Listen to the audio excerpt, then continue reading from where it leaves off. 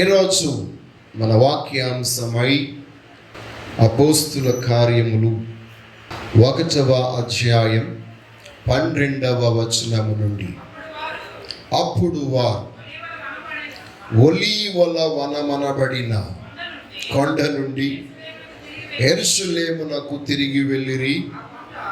ఆ కొండ యెరూషలేమునకు విశ్రాంతి దినమున నడవదగినంత సమీపమున ఉన్నది. వారు పట్టణములో ప్రవేశించి తాము బస చేయుచుండిన మేడగదిలోనికి ఎక్కిపోయిరి. వారెవరనగా పేతురు, యోహాను, యాకోబు, ఆంద్రియ, ఫిలిప్పు, తోమా, బర్తలోమయి, మత్తయి, అల్ఫయి కుమారుడగు యాకోబు, జెలోతే అనబడిన సీమోను, యాకోబు కుమారుడగు యూదా అను వారు. వీరందరూ వీరితో కూడా కొందరు స్త్రీలను, యేసు తల్లి అయిన మరియయు ఆయన సహోదరులను ఏక మనసుతో ఎడతెగక ప్రార్థన చేయుచుండిరి. చదవబడినటువంటి లేఖనంలో నుండి దేవుడు మనతో మాట్లాడును గాక. ఆమేన్. ప్రియమైన దేవుని బిడ్డలారా, ఈ వాక్యాన్ని మనము ఒకంత పరిశీలన చేద్దాం. ఈరోజు మన వాక్యాంశం ఆదర్శమైన ప్రార్థన. ఆదర్శం అంటే ఏంటి?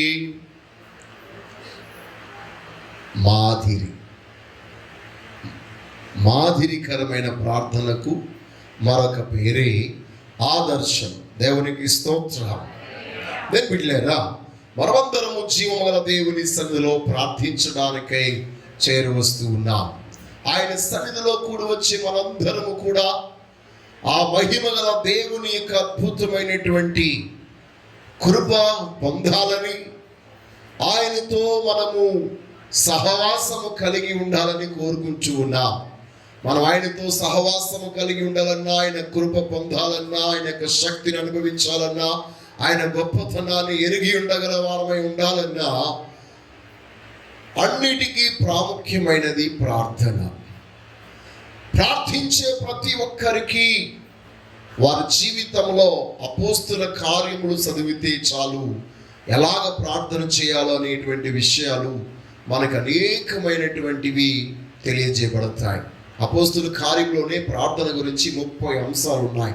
దేవునికి స్తోత్రం. 30 సందర్భాల్లో ప్రార్థన కూర్చున్నటువంటి అంశాలను మనము చూడగలుగుతూ ఉన్నాం. అయితే దీని బిడ్డలారా, ఈ యొక్క దినాన మొట్టమొదటిగా మనం చూసినట్లయితే నెంబర్ 1, దేవుని మీద ఆనుకుని ప్రార్థించుట. The early church, it is depend upon God and Him they prayed. ప్రారంభ సంఘం, ఆది సంఘం వారు ప్రార్థించిన ప్రతి ప్రార్థన కూడా దేవుని మీద ఆనుకునే ప్రార్థించారు. దేవుని మీద ఆధారపడే ప్రార్థన చేసినట్టుగా మనం చూస్తున్నాం. దేవునికి స్తోత్రము కలుగునుగా. ప్రియమైన బిడ్డలారా, మన యొక్క ప్రతి ప్రార్థన శక్తివంతమైన ప్రార్థనగా ఉండాలి అంటే నీ సామర్థ్యం మీద, నీ శక్తి మీద, నీ జ్ఞానం మీద ఆధారపడి ప్రార్థన చేయడము కాదు. దేవుని మీద ఆధారపడి, దేవుని మీద ఆనుకొని ప్రార్థన చేయాలి. దేవునికి స్తోత్రము కలుగునుగా. దేవుని లేఖనములో మనం చూసినట్లయితే యేసు క్రీస్తు వారితో ముచ్చటించి మాట్లాడి పరలోకమునకు ఆరోహణమైనటువంటి ఆ సంభవాన్ని వారు చూసిన తర్వాత వారు యెరూషలేమునకు వెళ్ళినట్టుగా లేఖనాల్లో మనం చూస్తున్నాం. యెరూషలేమునకు వెళ్ళి అక్కడ మేడగదిలో 11 మంది శిష్యులను, మిగిలినటువంటి మనుషులు ఇంచుమించు 120 మంది ఒకే చోట వారు చేరి ఉన్నారు. వారు ఎందుకు ఒక చోట కూడి ఉన్నారు? దేవుడే ప్రభు అయిన యేసు క్రీస్తే వారితో చెప్పి ఉన్నారు, ఇదిగో మీరు పై నుండి శక్తి పొందు వరకు యెరూషలేములోనే వేచి ఉండండి, నా కొరకు కనిపెట్టుకొనండి ప్రభు చెప్పాడు. దేవునికి స్తోత్రం కలుగునుగా. ఈ రోజు మీ ప్రార్థన శక్తివంతమైనదిగా ఉండాలి అంటే ప్రభువు మాటను బట్టి మనం ప్రార్థించవలసిన వారమై ఉన్నాం. కొన్ని సందర్భాల్లో మన జీవితంలో చాలా విషయాల కొరకు ప్రార్థన చేస్తూ ఉన్నాము, కానీ అవి ప్రార్థనలన్నీ జవాబును మనం పొందలేకపోతున్నాం. దానికి గల కారణం ఏమనగా దేవుడు మనకి ఆ విషయం గురించి ప్రార్థన చేయమని చెప్పలేదు, కానీ వాటి కొరకు మనము ప్రార్థన చేస్తున్నాం. దేవుడు ఏదైతే అనుగ్రహిస్తానని చెప్పాడో దానికోసం మనం ప్రార్థించినప్పుడు నిశ్చయముగా ఆ ప్రార్థనకు జవాబు అనుగ్రహించబడుతుంది. దేవునికి స్తోత్రం కలుగునుగా. ఇక్కడ మనము గమనించినప్పుడు ఈ 120 మంది కూడా దేవుని మీద ఆధారపడి ప్రార్థన చేశారు. దేవుని వాక్యములో మనం చూస్తాం. యోహాను సువార్త 15వ అధ్యాయంలో మనం చూసినట్లయితే, ప్రియమైన వాళ్ళారా, మన యొక్క జీవితంలో మనకు మనముగా ఏమీ చేయలేము. ఆయన యొక్క సహాయం లేకుండా, ఆయనతో మనము కలిసి అంటుకట్టబడకుండా, ఆయనలో మనము ఏకము కాకుండా ఒంటరిగా ఉండి ఏమీ చేయలేమని ప్రభువే సెలవిస్తున్నాడు. నీ యొక్క జీవితం ఫలించాలి అంటే నీవు ఎవరిలో అంటుకట్టబడి ఉండాలి, ఎవరిలో ఏకమై ఉండాలి. చదవండి మాట ఒకసారి. 15వ అధ్యాయం. నేను ఎవని యందు నిలిచి ఉందునో వాడు బహుగా ఫలించును, నాకు వేరుగా ఉండి మీరేమీ చేయలేరు. ప్రేమ వాళ్ళరా, మన యొక్క జీవితంలో మనము బహుగా ఫలించాలి. ఫలించాలి అంటే ఫలితం అంటే ఏంటి? మన ప్రార్థనలు కూడా మనకి ఫలితాన్ని ఇవ్వగలగాలి. మన ప్రార్థన ఫలించే ప్రార్థనగా ఉండాలంటే, మనం చేసే ప్రతి ప్రార్థన జవాబును అనుగ్రహించే ప్రార్థనగా ఉండాలంటే, మనము ఆయనలోను, ఆయన వాక్యములోను, ఆయన మాట మీదను ఆధారపడిన వారమై, ఆనుకున్న వారమై ప్రార్థన చేయాలి. దేవునికి స్తోత్రము కలుగును గాక. ఈ రోజు మీరు ప్రార్థించే ప్రతి ప్రార్థన ప్రభువు మాటను బట్టి, ప్రభు మీద ఆనుకుని ప్రార్థన చేసి ప్రతిఫలము పొందుదురుగాక. ఇప్పటి వరకు మీ ఆలోచన, మీ కోరిక, మీ తలంపు, మీ మనసులో ఉన్నటువంటి ఆ యొక్క ఉద్దేశాన్ని బట్టి ప్రార్థన చేశారు. ఈరోజు మీ ప్రార్థనలో ఒక చిన్న మార్పు చేయండి. మీ కోరికను, మీ తలంపులను, ప్రార్థన చేయాలనే ఆసక్తిని ప్రభు మీద ఆనుకునేటట్లు చేయండి. దేవునికి స్తోత్రం కలుగును గాక. మీ కోరిక, మీ ఆశ ఎప్పుడైతే దేవుని మీద ఆనుకునేటట్లుగా ఉంటుందో అది శక్తివంతమైనదిగా ఉంటుంది. దేవునికి స్తోత్రం కలుగును గాక.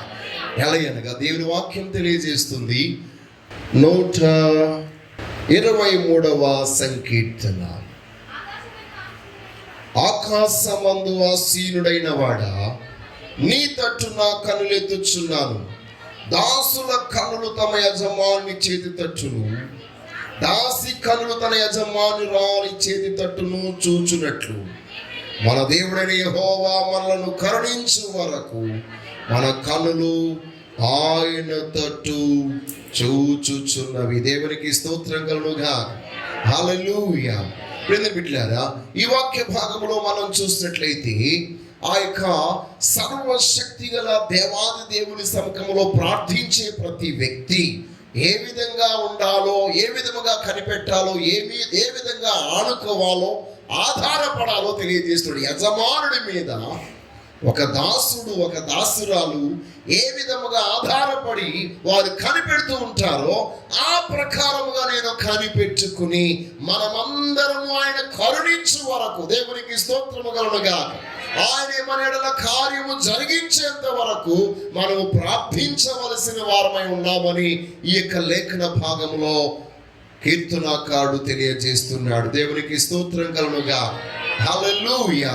ప్రియమైన బిడ్డలారా, ఈ యొక్క దినాన మనము ఆ యొక్క విషయాన్ని గమనించవలసిన వారమై ఉన్నాం. ఈరోజు మీ ప్రార్థన ఎవరి మీద ఆనుకుని ఉంది చెప్పండి. యేసయ్య మీద ఆనుకుని ఉందా? చాలా మంది ప్రార్థన వారి పాస్టర్ల గారి మీద ఆనుకుని ప్రార్థన చేస్తారు. పాస్టర్ గారు భక్తి మీద ఆనుకుని ప్రార్థన చేస్తారు. విశ్వాసుల యొక్క, స్నేహితుల యొక్క భక్తి మీద ఆనుకుని ప్రార్థన చేస్తూ ఉంటారు. ఈ రోజు మన ప్రార్థన మాత్రం ప్రభువైన యేసు క్రీస్తు మీద మాత్రమే ఆనుకుని ప్రార్థించుదుముగాక. హల్లెలూయా. మీరు అలాగా ప్రార్థన చేస్తే ఇక్కడ వీరందరూ కూడా ఆ ప్రకారముగా ప్రభు మీద ఆనుకుని ప్రభు మాటను బట్టి ప్రార్థన చేసి ఉన్నారు గనుకని వారు దేవుని యొక్క శక్తిని వారు పొందుకున్నారు. దేవునికి స్తోత్రం. ఈ లోకములో మానవుని యొక్క మరి ఈ యొక్క మనుగడలో మనము జీవించగలగాలంటే మానవతీతమైన అసాధారణమైన శక్తి అవసరమైనది కనుక ఆ అసాధారణమైన శక్తి మనము పొందాలంటే దేవుని మీద ఆనుకుని ప్రార్థన చేయాలి. మన జీవితంలో అన్ని మన యొక్క శక్తిని బట్టి చేయలేము. మన శక్తిని బట్టి మనం ఏ పని చేయలేము. కానీ అసాధారణమైన దేవుని శక్తి మన జీవితంలో మనం పొందుకున్నప్పుడు నిశ్చయముగా ప్రతిదాన్ని మనము సాధించగలుగుతాం. దేవునికి స్తోత్రం. రెండవదిగా మనం చూసినట్లయితే ప్రియమైన బిడ్డలారా, వారందరూ ఏకగ్రీవముగా లేక ఏక మనస్సు కలిగి ప్రార్థన చేశారు. దేవునికి స్తోత్రం కలుగునుగా. వారందరూ కూడా మరి దే ప్రేడ్ కోఆపరేట్లీ, వారందరూ ఏక మనస్సు కలిగిన వారై ప్రార్థన చేశారు. దేవునికి స్తోత్రం కలుగునుగాక.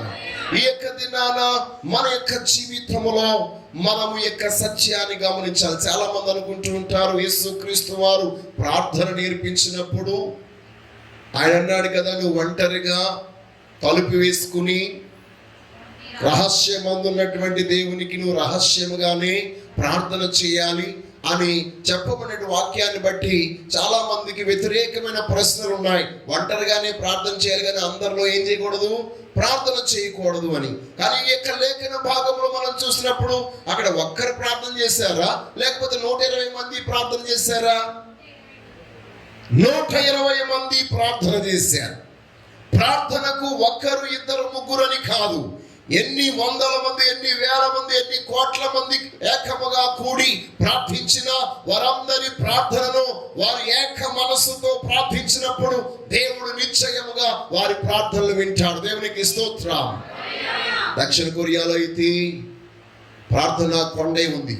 ఆ కొండ మీదకి ఒక్కొక్కసారి 20,000 మంది వెళ్ళి ప్రతిరోజు ప్రార్థన చేశారు. ఇప్పుడైతే అది 15 లక్షల మందికి పైబడి ఆ సంఘం ఉంది. దేవునికి స్తోత్రం కలుగునుగా.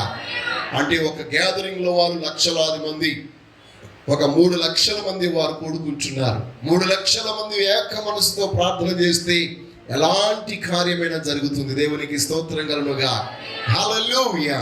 కాబట్టి ఏక మనసు, ఎన్ని వందల మంది, వేల మంది, లక్షల మంది ఉన్నా వారందరూ ఒకే మనస్సు కలిగి ప్రార్థించిన వారై ఉన్నప్పుడు, ఇప్పుడు ఉదాహరణకి మనము కూడా ఒక 120 మంది ఇక్కడ కూడుకుని ఉన్నాం ఈ మేడగదిలో.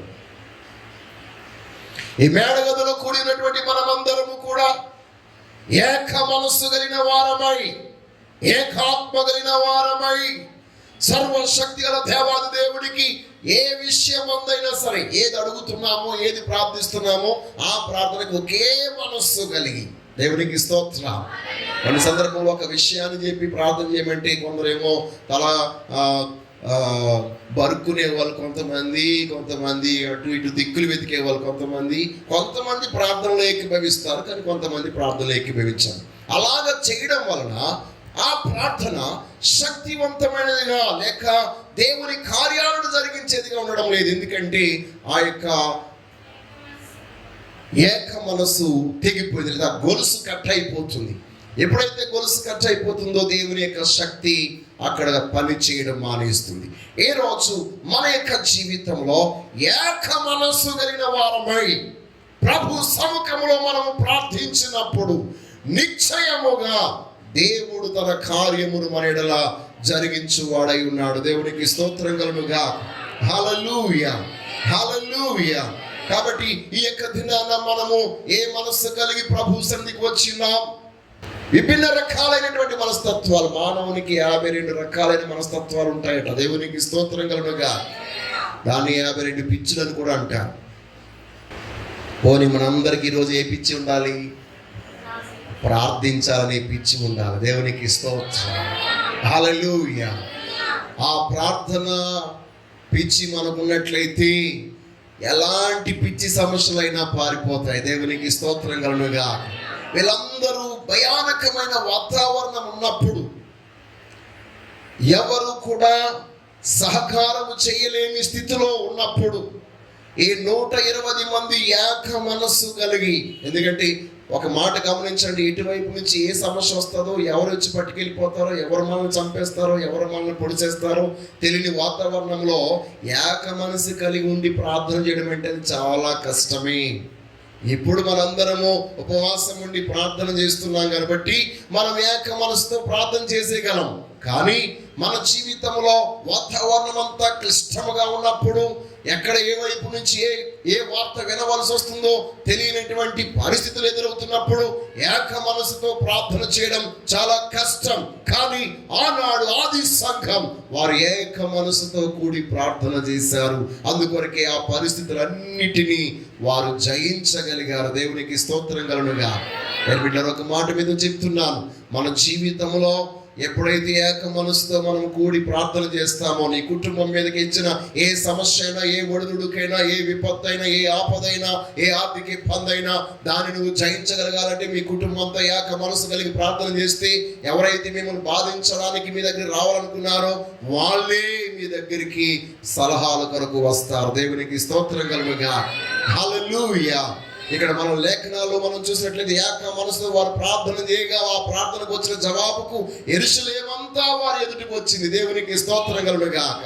వారు ప్రార్థన చేసేటువంటి ఆ ప్రార్థనా స్థలమే ఆ రోజు ఒక పెద్ద ఆఫీస్గా మారిపోయింది. దేవునికి స్తోత్రాలు. అధికారులందరూ ఆశ్చర్యపోయారు.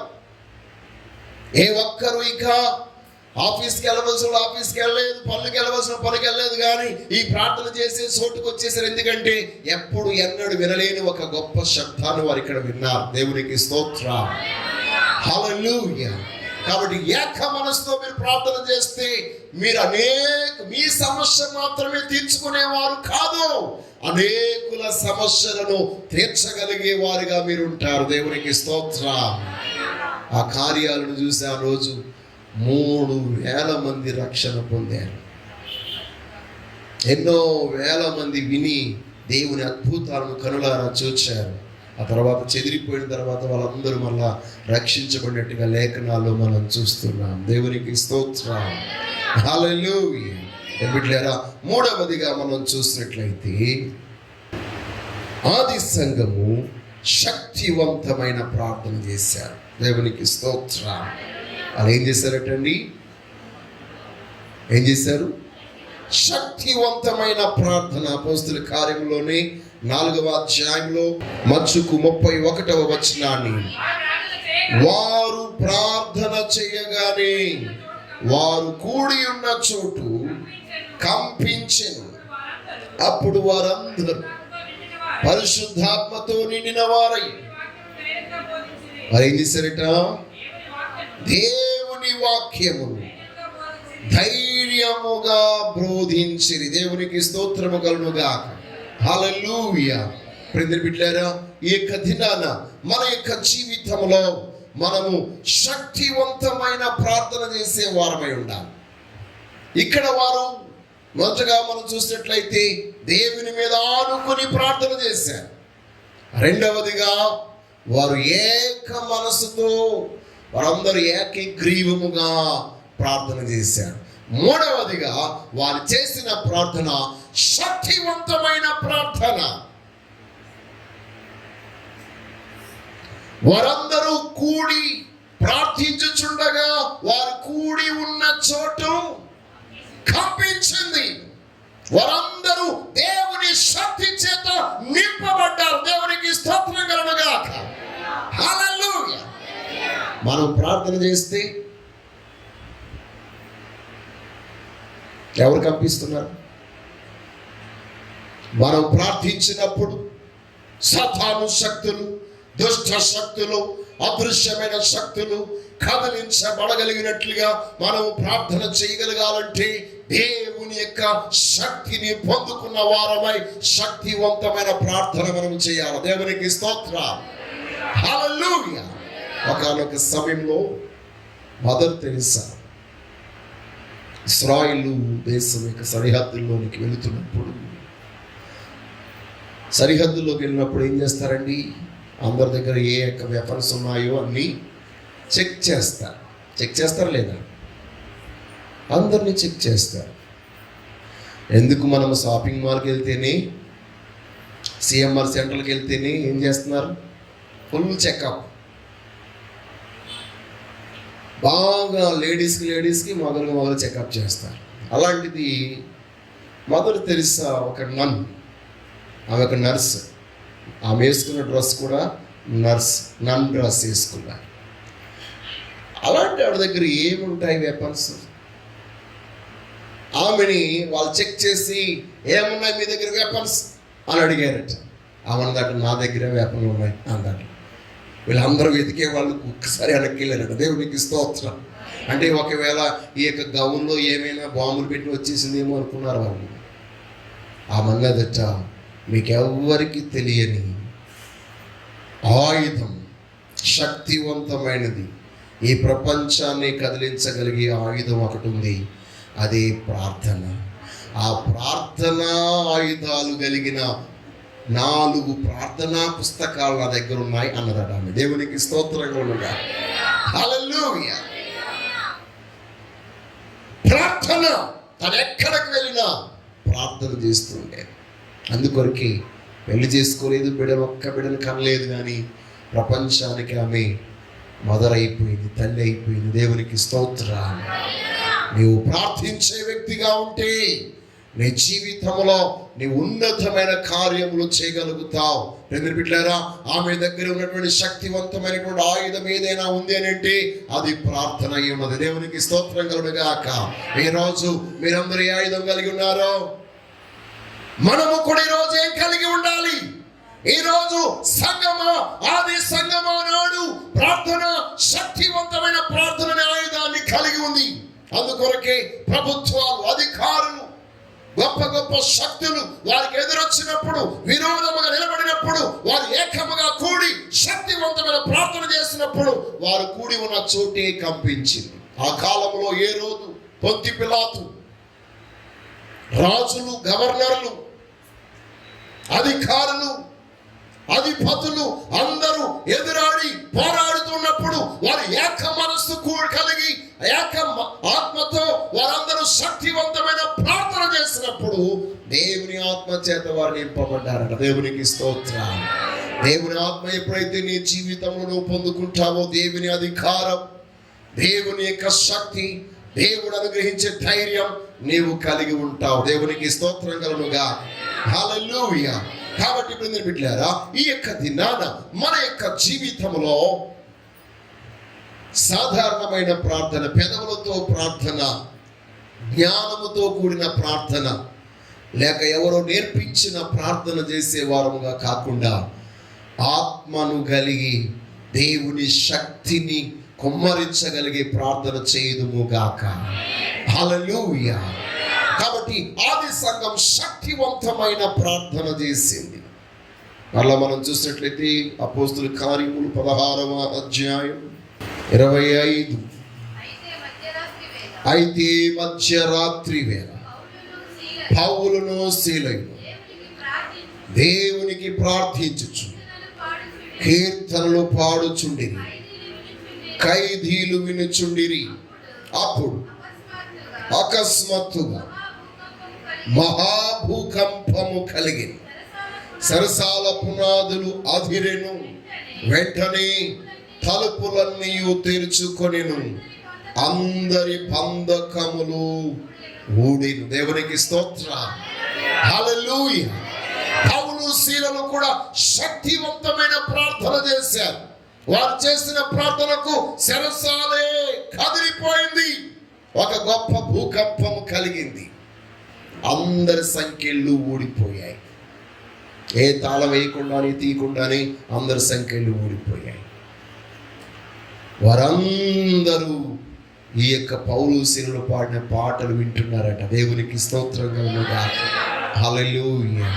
ప్రియమైన బిడ్డలారా, ఇక వాక్య భాగంలో మనం చూసినట్లయితే నీవు శక్తివంతమైన ప్రార్థన చేసినప్పుడు మనం గమనించినట్లయితే ఏ వ్యక్తి మనను గాయము చేస్తాడో ఆ వ్యక్తి మన గాయాలను కడుగుతాడు. ఏ వ్యక్తి మనను బాధిస్తాడో ఆ వ్యక్తి మనకి భోజనం పెడతాడు. ఏ వ్యక్తి అయితే మనలను అనిసి అదరగొట్టాలని చూస్తాడో ఆ వ్యక్తి మనకు ఆతిథ్యం ఇస్తాడు. దేవునికి స్తోత్రం. ఈ లేఖనంలో మనం చూస్తున్నాం, ఏ వ్యక్తి అయితే కఠినాత్ముడై చెరసాలలో పౌలు శీలను బంధించాడో ఆ చెరసాల నాయకుడే వారిని మరలా వారి యొద్దకు వచ్చి వారి గాయాలను కడిగి వారి ఇంటికి తీసుకుని వెళ్ళి ఆతిథ్యం ఇచ్చి భోజనము పెట్టి వారందరూ కూడా ఇంటి వారందరూ కూడా రక్షణ పొందరనేటువంటి మాట మనము చూస్తున్నాం. చూడండి ఆ యొక్క మాట మనం చూస్తాం 33లో. రాత్రి ఆ ఘడియలోని అతడు వారిని తీసుకుని వచ్చి వారి గాయములు కడిగెను. వెంటనే అతని ఇంటి వారందరూ బాప్తిస్మము పొందిరి. మరియు అతడు వారి ఇంటికి తోడుకుని వచ్చి భోజనము పెట్టి దేవుని యందు విశ్వాసం ఉంచిన వాడై దేవునికి స్తోత్రం కలుగుగాక. ఏ వ్యక్తి అయితే వారి మీద అధికారమును సెలాయించాడో, మాట్లాడుతుంటే మాట్లాడదు అని అదిమాడో, ఆ వ్యక్తి వారి బోధన విన్నాడు, వారందరి గాయాలను కడిగాడు, ఇంటికి తీసుకెళ్ళాడు, ఆతిథ్యం ఇచ్చాడు, మంచి భోజనం పెట్టాడు. ఆ ఇంటి వారందరూ రక్షణ పొందారట. దేవునికి స్తోత్రం. ఈ రోజు నీ ఇంటిలో ఇలాంటి శక్తివంతమైన ప్రార్థన జరుగును గాక. ఈ ప్రార్థన నీకు అవసరం.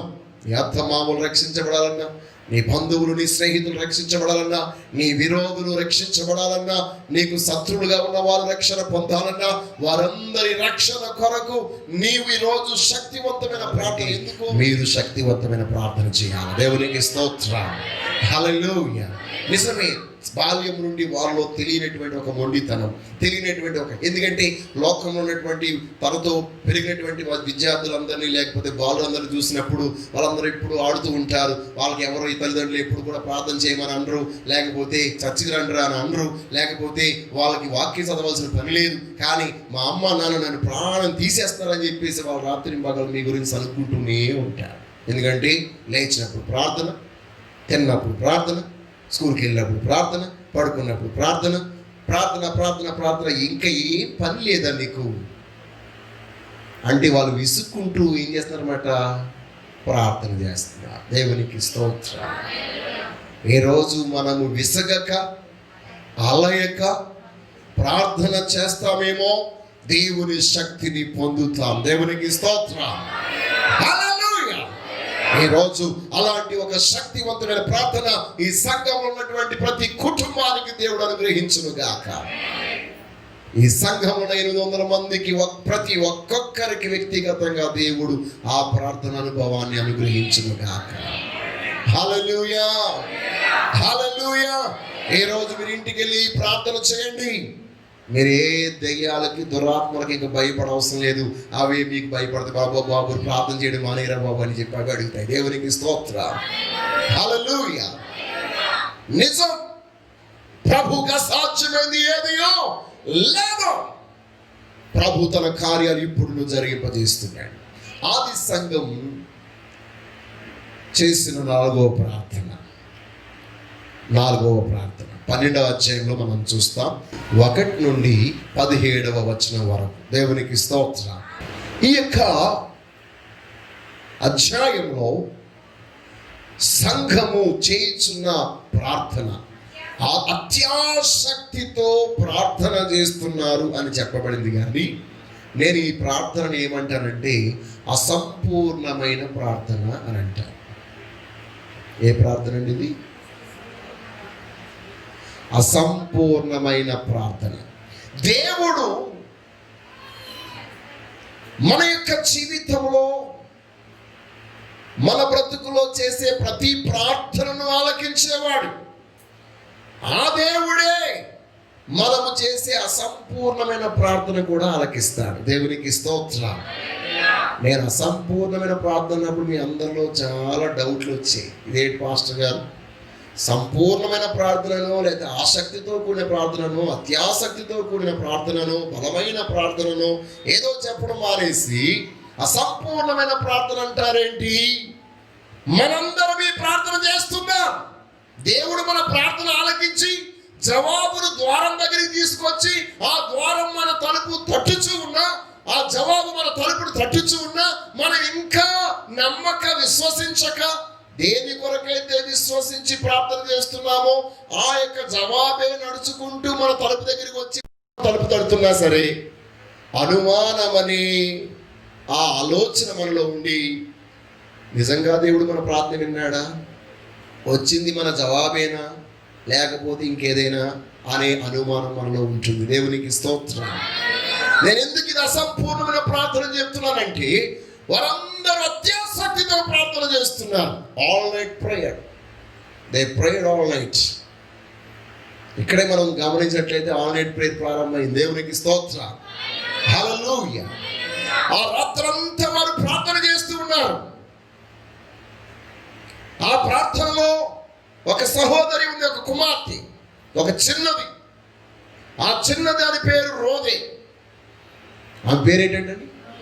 మరి ఏమో ఆ తల్లిదండ్రులు రోదన ధ్వని చేయాలనేమో ఆ పేరు పెట్టుంటారు ఆమెకి. దేవునికి స్తోత్రం కలుగుగా. రోదన ధ్వని అంటే బాగుందని రోదే అని పెట్టాడు.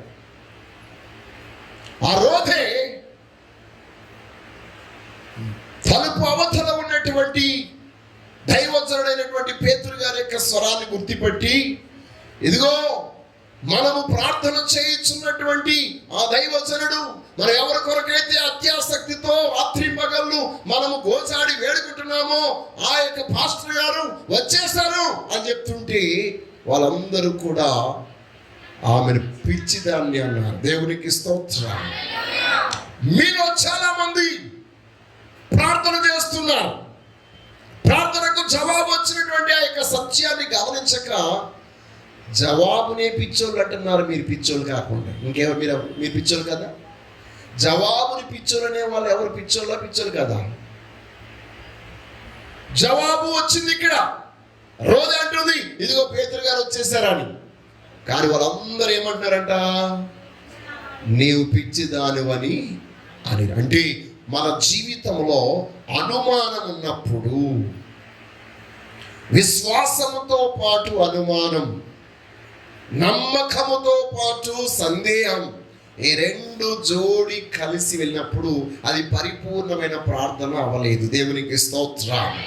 నీ పరిపూర్ణమైన ప్రార్థన, నీ ప్రార్థన పరిపూర్ణమైనదిగా ఉండాలంటే నీవు విశ్వాసముతో పాటు నమ్మకముతో పాటు నీ యొక్క విధేయత, ఆ ఏ జవాబు వచ్చిన దాన్ని పొందుకోగలిగే ఆ యొక్క ధైర్యం నీలో ఉండాలి తప్ప అనుమానం అనేది ఉండకూడదు. దేవునికి స్తోత్రం.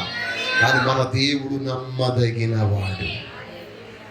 మన అపనమ్మకములో కూడా, మన ప్రార్థన పరిపూర్ణము కానప్పుడు కూడా, అపరిపూర్ణమైన ప్రార్థన చేస్తున్నప్పుడు కూడా ఆయన మన ప్రార్థన వినే దేవుడు. నమ్మిన వారు రెండు చేతులకి స్తోత్రాలు చెల్లిద్దాం. నేను ఇక్కడ లెక్క పెడితే 100కి 100% అపరిపూర్ణమైన ప్రార్థన చేసేవాళ్ళు మన మధ్య ఉన్నారు. లేరని ఎవరైనా చెప్పగలరా? నేను పెర్ఫెక్ట్ ప్రార్థన చేస్తానని చెప్పగలను ఏమన్నారా? మీ జీవితాన్ని ఇప్పటి వరకు ఒక్కసారి పరిశీలించండి. మీ ఆత్మీయ జీవితంలో మీ భర్తకు బాగులేనప్పుడు, లేకపోతే మీ బిడ్డలకు బాగులేనప్పుడు, మీ ఇంట్లో ఆర్థిక ఒడిదుడుకులు అధికమైపోతున్నప్పుడు మీరు ప్రార్థన చేశారు, ప్రభువా నువ్వు కార్యం చేస్తావో నాకు తెలుసు నాయనా అని ప్రార్థన చేశారు. కానీ దేవుడు చేస్తాడా లేదు? నా పని ఏమైపోతుందేమో, నా జీవితం అవమాన పాలైపోతుందేమో, కష్టాల పాలైపోతుందేమో. నీవు శక్తివంతమైన ప్రార్థన చేశావు, మరలా ఈ సొద ఎక్కడి నుంచి వచ్చింది? జవాబుని ఎందుకు వచ్చేసరికి ఎందుకు ఈ అనుమానం? నీవు ఏది కావాలని ప్రార్థన చేస్తున్నావో అదే దేవుడు అనుగ్రహిస్తున్నాడు కదా. జవాబు వచ్చిన తర్వాత కూడా ఇంకా నీవు ఎందుకు అనుమానం పడుతున్నావు? ఎందుకు సందేహపడుతున్నావు? అసంపూర్ణమైన ప్రార్థన మనం చాలా సందర్భంలో చేస్తున్నాం. ఆది సంఘం కూడా అలాగే చేశారు, అసంపూర్ణమైన ప్రార్థన. కానీ దేవుడు అద్భుతాన్ని చేశాడు. దేవునికి స్తోత్రం. అసంపూర్ణమైన ప్రార్థనను కూడా అద్భుతంగా చేయడం దేవునికి చాటి. ఈ యొక్క అసంపూర్ణమైన ప్రార్థన ఏం చెప్తుందంటే, మనుషులమైన మనం ఎవ్వరము పరిపూర్ణులము కాము. యేసుక్రీస్తు వారు ఒక్కరే సంపూర్ణమైన ప్రార్థన చేశాడు. గెత్సేమనీ తోటలో ఆయనకు తెలుసు భయంకరమైన ఒత్తిడి, శ్రమ, శోధన, మరణం ఎదురుగుండా ఉందని ఎరిగి కూడా ఆయన సంపూర్ణమైన ప్రార్థన చేశాడు. మనిషిని యొక్క మనోభావాలు ఆయన ఎరిగిన వాడు గనుక అనేకమైన సందర్భాల్లో మనము ప్రార్థన చేసి దాన్ని మనం నమ్మకపోయినా నమ్మదగిన దేవుడు ఆయన గనుక మన యొక్క ప్రార్థనకు జవాబును అనుగ్రహింపజేస్తున్నాడు. నమ్మిన వారు చప్పట్లు కొట్టి దేవుని మహిమపరుస్తారు. హల్లెలూయా. నిజమే, మనం చాలా సందర్భంలో కొన్ని విషయాలకు ప్రార్థన చేయకుండానే జవాబు పొందాం, కొన్ని విషయాలు ప్రార్థన చేసి అనుమానించిన జవాబు పొందాం. ఆది సంఘం అలాగే ప్రార్థన చేసింది. ఏ రోజు మనము అలాంటి ప్రార్థన ఒకవేళ చేస్తున్నామేమో, నిశ్చయముగా దేవుడు మన ప్రార్థనలు వింటున్నాడు. ఆది సంఘం ప్రార్థించగా చెరసాలేవి బ్రద్దలవలేదు, చెరసాల తలుపులు తెరవబడ్డాయి. మొదటి ద్వారం, రెండవ ద్వారం కూడా తెరవబడింది. ఊరి గౌరి యొద్దకు దేవదూతలు పేతురుగా నడిపించాయి. ఈ రోజు మనం ఏ గవిని చేరలేని స్థితిలో ఉన్నామేమో, ప్రార్థన చేద్దాం. ప్రభువు అన్ని గవులను మనల్ని దాటించు వాడిగా ఉన్నాడు. దేవునికి స్తోత్రం. శత్రువు గవులను స్వాధీనము చేసుకోవడమే కాదు, వాటన్నిటిని దాటించగలిగే శక్తిని కూడా దేవుడు మనకి ఇచ్చువాడిగా ఉన్నాడు. కాబట్టి ఈ రోజు ప్రియమైన బిడ్డలారా, మనమందరం ఆ మహిమోన్నతుడి దేవాది దేవునికి మనము సమర్పించుకుందాం. 4 విషయాల మీద చెప్పాను నేను. ఆది సంఘం మనకి మాదిరికరమైనటువంటి, ఆదర్శప్రాయమైనటువంటి ప్రార్థన గురించి మనకు నేర్పించింది. మొదటిగా మనం చూసినట్లయితే వారందరూ దేవుని మీద ఆనుకుని ప్రార్థన చేశారు. రెండవదిగా వారు ఏకగ్రీతంగా లేకపోతే ఏక మనస్సుతో ప్రార్థన చేశారు. మూడవదిగా వారు శక్తివంతమైన ప్రార్థన చేశారు. నాలుగవదిగా వారు సంపూర్ణమైన ప్రార్థన చేశారు, కానీ దేవుని అద్భుతాన్ని పొందారు. ఈరోజు మన జీవితంలో మన యొక్క బ్రతుకులు అలాంటి ప్రార్థన మనం చేద్దాం. దేవుని ఆశీర్వాదాలు పొందుకుందాం. అద్భుతమైనటువంటి దేవాది దేవుడు మీ అందరికీ తోడై ఉండును గాక. ఆమేన్.